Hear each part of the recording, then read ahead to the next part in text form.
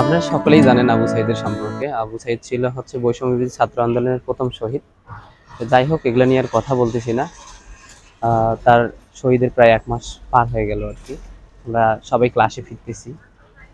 ক্লাসে ফেরার আগের যে ফেরা আর এখনকার ফেরার মধ্যে অনেকটা পার্থক্য খুঁজে পাই।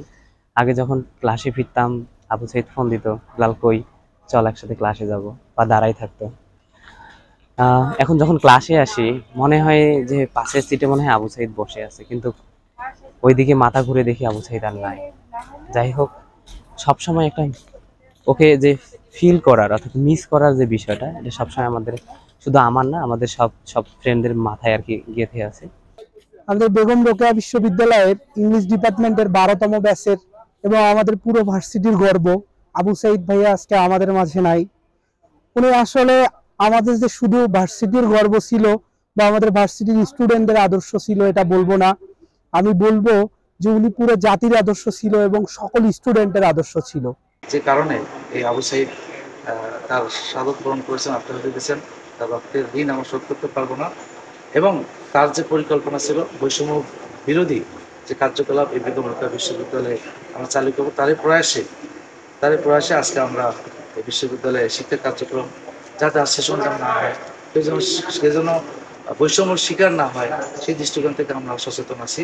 আশা করি আবু সাইদের এই কনসেপ্টগুলোকে আমরা ধারণ করে এই বিশ্ববিদ্যালয়ের অঙ্গনে কোনো বৈষম্য থাকবে না বলে আমরা প্রশাসনিক পক্ষ থেকে দৃঢ়তার সহিত এটা আশ্বাস দিচ্ছি। শহীদ আবু সাইদ আমাদের বাংলাদেশের একজন উজ্জ্বল নক্ষত্র। আমাদের দেশে অনেক দিন থেকেই যে বৈষম্য হয়ে আসছিল প্রতিটি সেক্টরে, সেই বৈষম্যের বিরুদ্ধে তিনি রক্ত দিয়ে ইতিহাসের অংশ হয়ে আছেন।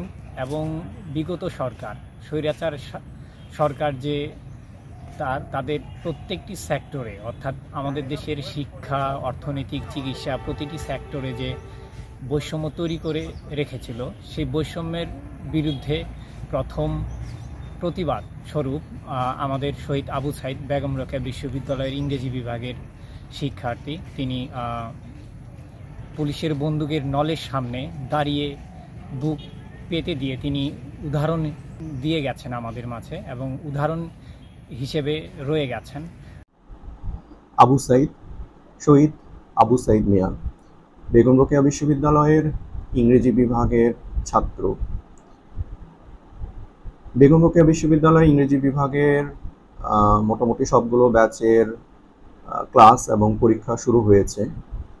আবু সাইদের ব্যাচেরও ক্লাস শুরু হতে যাচ্ছে, কিন্তু অত্যন্ত মর্মাহত হয়ে আমাদের আজকে বলতে হচ্ছে শহীদ আবু সাইদ আমাদের সাথে নেই। তার ব্যাচের সহপাঠীদের মনে যে রক্তক্ষরণ, একই রক্তক্ষরণ শিক্ষক হিসাবে আমাদেরও প্রবাহিত হচ্ছে।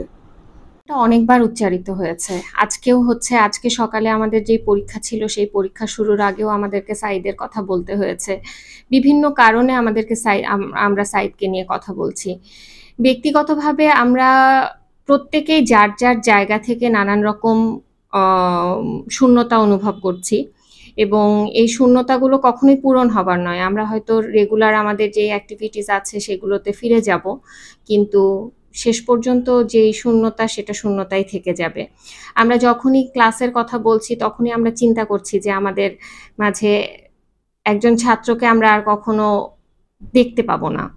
তাকে আমরা কিভাবে দেখেছি, কিভাবে পেয়েছি, সেগুলো স্মৃতি নিয়েই আমাদেরকে থাকতে হবে। ব্যক্তিগতভাবে একটা খুব কষ্টের জায়গার কথা বলি, সেটা হলো আমি ওদের অনার্সের ফাইনাল সেমিস্টারের কমিটির চেয়ারম্যান। ওদের ভাইভা ছিল জুন মাসের 3 তারিখ এবং 4 তারিখে। তারপরে এত কিছু ঘটনা ঘটে গিয়েছে, সাইদ আমাদের মাঝখান থেকে হারিয়ে গিয়েছে। খুব আনফরচুনেটলি তার রেজাল্টের কাজ করতে হয়েছে তার মৃত্যুর পরে আমাকে। আমি যখন তার রেজাল্টের কাজ করছি, বিভিন্ন নম্বরগুলো সমন্বয় করছি, আমাদের রেজাল্ট করার যে প্রসেস আছে সেটা করছি, প্রতি মুহূর্তে মনে হয়েছে যে আমি এমন একটা ব্যাচের রেজাল্ট করছি যেই ব্যাচের একজন স্টুডেন্টের কাছে এই রেজাল্ট এখন আর কোনো কিছু ম্যাটার করবে না, সেইগুলোর সব কিছুর ঊর্ধ্বে চলে গিয়েছে।